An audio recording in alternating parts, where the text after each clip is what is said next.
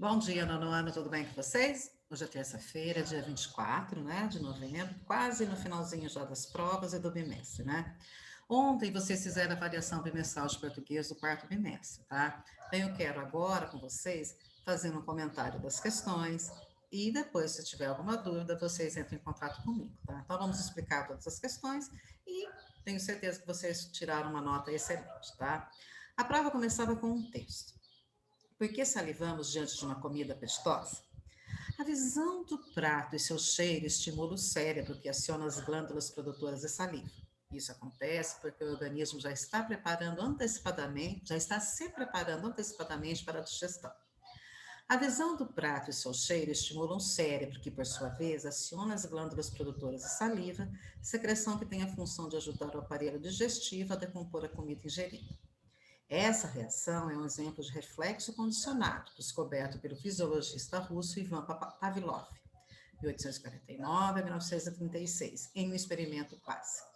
Toda vez que alimentava um cão com um pedaço de carne, Pavlov fazia soar antes uma campainha. Resultado: sempre que ouvia esse som, o cachorro começava a salivar, mesmo sem ver a carne nem sentir o seu cheiro, prova de que havia sido criada em seu cérebro uma associação entre a campainha e a hora em que o alimento era servido.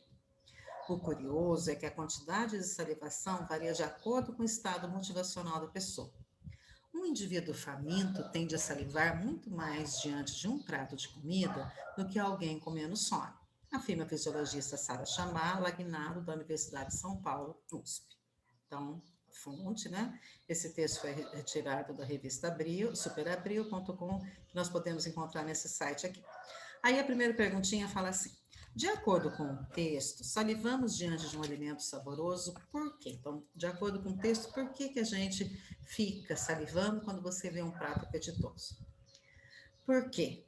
A visão do prato e seu cheiro desregulam o cérebro, porque é uma forma de apreciação do alimento saboroso, porque é uma reação involuntária do organismo humano, porque a imagem e o cheiro do alimento fazem o cérebro ativar glândulas produtoras de saliva. Então, se você voltar lá no texto, você vai lá ver na segunda linha.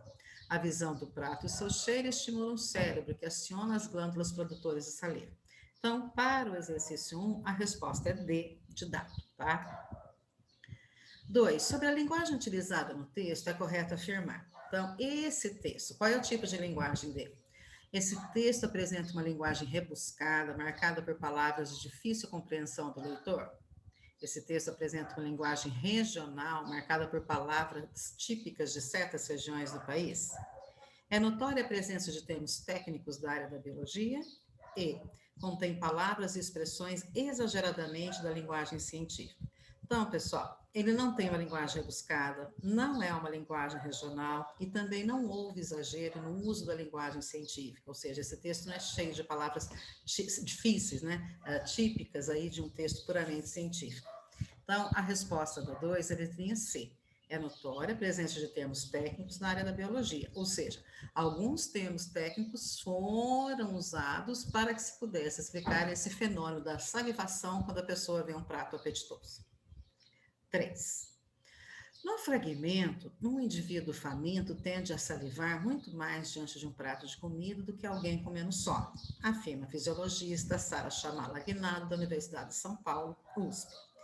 As aspas, por que elas foram usadas? Então, tá vendo, abriu aspas em um indivíduo e fechou aspas aqui em fome, né? Número 3A, citar o discurso alheio de forma direta, reproduzindo literalmente a fala da fisiologista da USP. Destacar de forma indireta a explicação do especialista sobre o fenômeno da salivação. Acentuar por meio do discurso indireto livre que a salivação acontece em pessoas que estão com menos fome. E D. Reproduzir o discurso de outro de forma indireta sobre como acontece a salivação nas pessoas e depender do grau da fome. Pessoal, a resposta do exercício 3 é A. Quando se usa aspas no texto, você está citando alguma coisa que alguém falou. Então, citando o discurso alheio, certo? Alheio aí quer dizer de outro, lógico. 4. Observe a frase. O cachorro começava a salivar. Então, vamos analisar aqui primeiro. Pessoal, nós temos uma locução verbal, começava a salivar. Quem é que começava a salivar? O cachorro. Então, o sujeito e o predicado começava a salivar.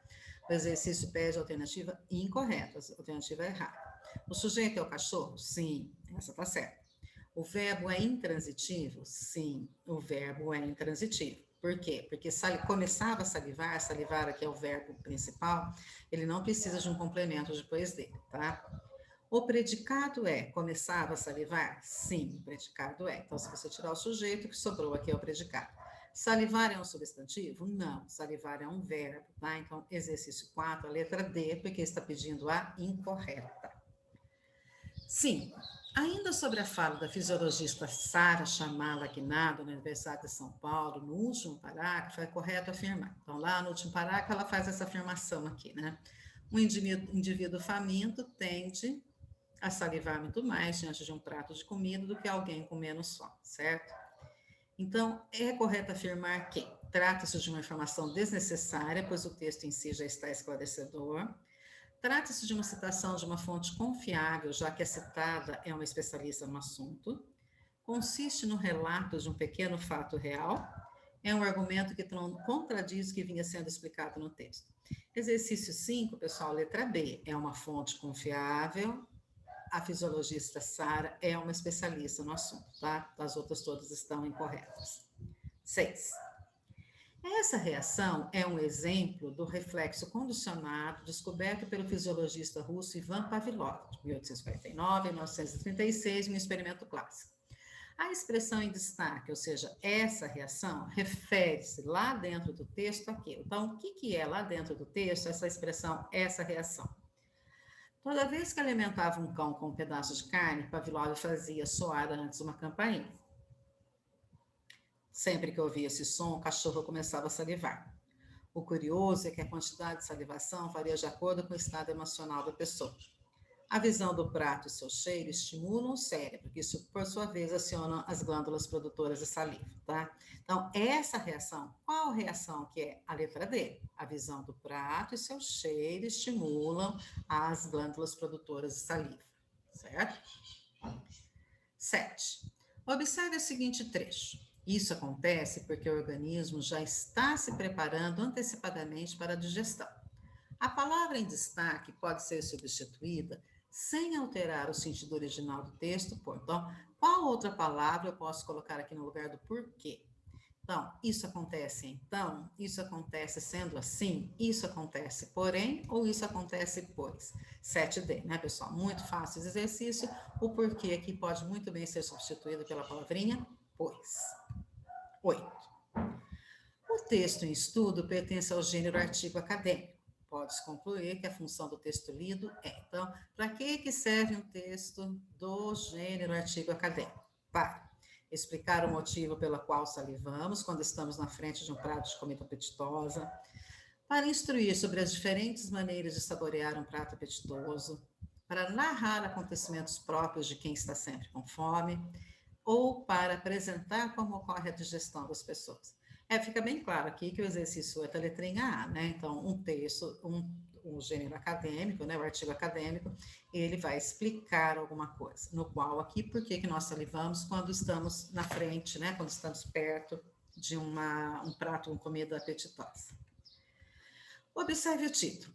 Por que salivamos diante de uma comida apetitosa? Sobre a palavra apetitosa, é incorreto afirmar. Então, aqui o exercício pede para você analisar a palavra apetitosa, tá?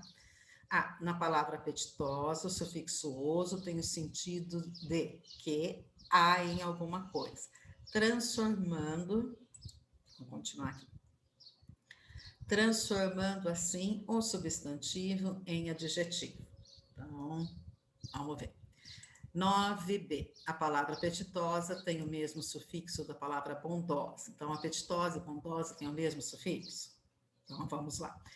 Lembrando que o exercício pede a incorreta. C. A palavra apetitosa é formada por acréscimos de prefixo e sufixo. E a última palavra apetitosa é um adjetivo. Pessoal, que está errada aqui é a letrinha C. Apetitosa não é formada por um acréscimo de prefixo e sufixo, porque veja só, você tem a palavra apetite e depois foi colocado o sufixo osa. Então, a letrinha C, ela está certa, o que deixa a questão, aliás, ela está errada, né? Então, isso deixa a questão certa. Então, a resposta do exercício 9 é a letra C. 10. Analise as seguintes palavras: anormal, desatento e impossível. Qual delas apresenta um prefixo, um elemento que vem antes da palavra com sentido de negação? Então, anormal é o contrário de normal? Sim. Desatento é o contrário de atento? Sim, também. E impossível é o contrário de possível? Também. Então, as três têm sentido de negação? Sim. Então, exercício 10, letra B. Qual delas tem sentido de negação? A1, A2 e A3. Certo, pessoal, eu tenho certeza que vocês tiraram uma excelente nota nessa prova. Se tiverem alguma dúvida depois, é só falar comigo, certo? Beijo para vocês. Tchau, tchau.